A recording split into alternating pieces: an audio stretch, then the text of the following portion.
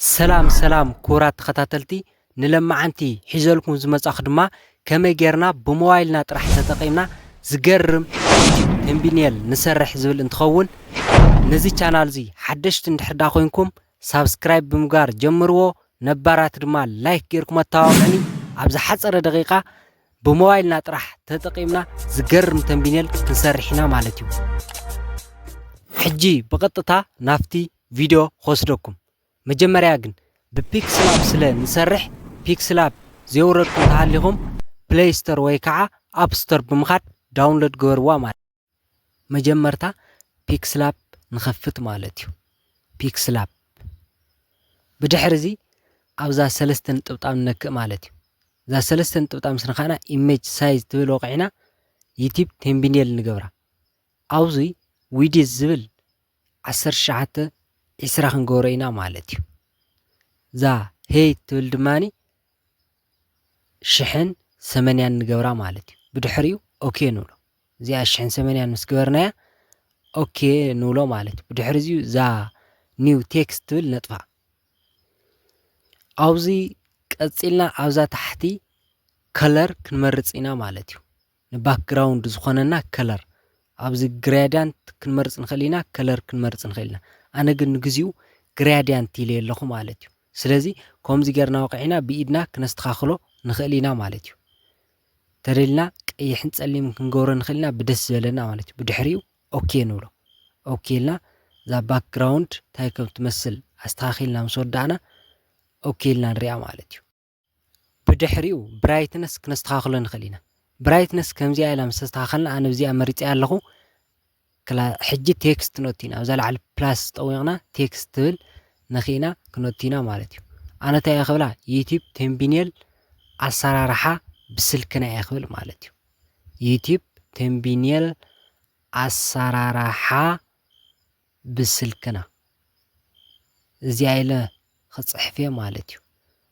ናይ ፎንት ተደሊና ብናይ ባዕሉ ክንፅሕፍ ንኽእል ኢና፣ ብዚ ናይ ኪቦርድ ወይ ከዓ ፎንት ክንመርፅ ንኽእል ኢና ማለት እዩ። ብድሕሪ እዚ እዛ ፅሕፍቲ እዚኣ ከነስተኻኽላ ኢና ፖዚሽን ነትሕዛ ማለት እዩ። ብድሕሪኡ ኣብዛ ፕላስ ንኽእና ሜስና ናይ ዩቲብ ሎጎ ከምፅእ ማለት እዩ። ፍሮም ጋላሪ ኢለ ናይ ዩቲብ ሎጎ ከምፅእ ያው እዚ መጀመርያ ኣዳሊኹሞ ክትፀንሐለኩ ማለት እዩ። እዚኣ እትያ ኣለኹ።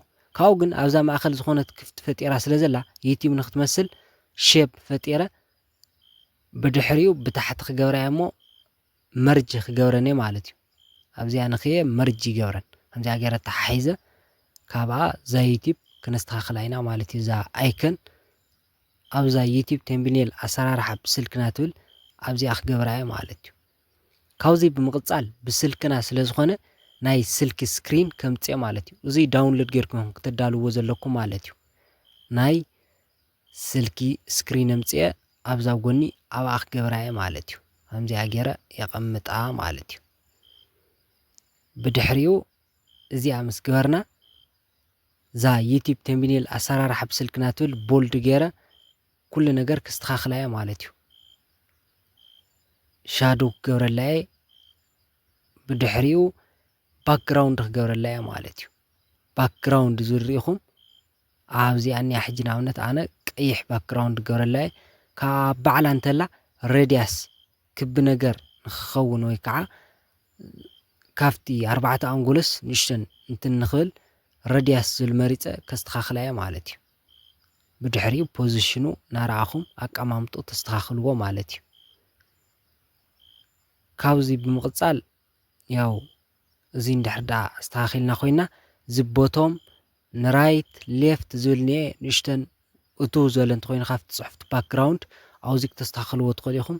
ቶፕ ቦቶም ሌፍት ራይት እናበልኩም ማለት እዩ። ናነኻኽኣኻ ዝስተኻኽል ነገር እዩ እዚ ማለት እዩ። ቀስ እናበልኩም ናነኻኽኣኹም ክተስተኻኽልዎ ትኽእሉ ኢኹም ማለት እዩ። ካብዚኣ ቀፂልና ራይት ኢና ንብላ ማለት እዩ። እዚአን ኣስተኻኺልና እንድሕር ዳ ወዲና ኮይና ራይት ኢልና ንወቕዓ ማለት እዩ። ካብኡ እዚኣ ስክሪንሽት ገይረ ኣለኹ። ምክንያቱ ንምንታይ እየ ስክሪንሽት ገይረ ሕጂ ኣብዛ ናይ ሞባይል ዝኒኣ ክእትዋ እየ ማለት እዩ። ብሞባይል ስለ ዘልክዋ ከምዚኣ ገይረ እታ ስክሪንሽት ዝገበርክዋ ድምፂ እያ ፍሮም ጋላሪ ኢለ ንሳ ኣብታ ሞባይለይ كأتواي مالتيو أزابزي عني كاوزي أبزناي لا تحت سلستن تبطام نخيخهم بتحت نخون تحت سكرين نخون تقوروا تقولهم كم جا غيركم مستخلكم ريو بزن قون نخيخهم نتحت توردوا كاو حج ريوا زا فوتو تحت تا موبايل سكرين كوينا لا مالتي كاو بيدكم نانا خاخاخم تستخلوا مخنياتو بموبايل نسرح زلنا كاو እንደገና ሼፕ ፈጢረ ያው አረው ከምጽ ማለት ካብዚ ዩቲዩብ ናብ ሞባይል ዘሪ አረው ማለት እዚ ሼፕ ምፍጣር ኣብዛ ፕላስ ለዓል ጠዊዕኩም ኢኹም ሼፕ ዝብል ትፈጥሩ ወይ ከዓ ብታሕቱ ንየኩም ሼፕ ዝብል ሼፕ ክትፈጥሩ ትኽእሉ ኢኹም ማለት እዩ ካብዚ ቀፂልና ሕጂ እዚኣ ብጻዕዳ ኮይና ስለ ዘላ ብቀይሕ ነገር ገብራይ ማለት እዩ ከለራውን ክቀይራይ ኣብዛ ታሕቲ ንኺኢኹም ከለር ዝርኢኹም ማለት እዩ ክትቀይርዎ ትኽእሉ ኢኹም ብቀይሕ ገይረ ኣለሁ ከምዚ ገይረ የስተኻኽላ ማለት እዩ ብድሕሪኡ ንታሕቲ ተወርድዋ ምክንያቱ ትሕቲ እቲ ሞባይል ስክሪን ንኸውን ማለት እዩ እንጃ ገይርኩም ኣስተኻኽል ተብልዋ ማለት እዩ ካብዚ ብምቕጻል ፖዚሽን ኣስተኻኺልና እንድሕርዳ ወዲእና ኮይና ማለት እዩ ታይና ክንገብር ኣብዛ ናይ ስትሮክ ኣቲና ማለት እዩ ስትሮክ ክንገብረላ ኢና ዘቀያሕ ብጫ ስትሮክ ክንገብረላ ምክንያቱ ምስትኻለት ቀያሕትኒ ፍልይ ኢላ ምእንታ ክትረአ ማለት እዩ ንሽተን ካው ንሓዝና ነስተኻኽላ ብድሕሪኡ ንኩሉ መርጅ ንገብሮም ነተሓሕዞ ማለት እዩ እዚኣ ንሽተን ብታሕቲ ኮይና ኣላ እንደገና ክነውርዳ ኢና ማለት እዩ እዛ ናይ ሞባይል ስክሪን ኢና ክነውርድ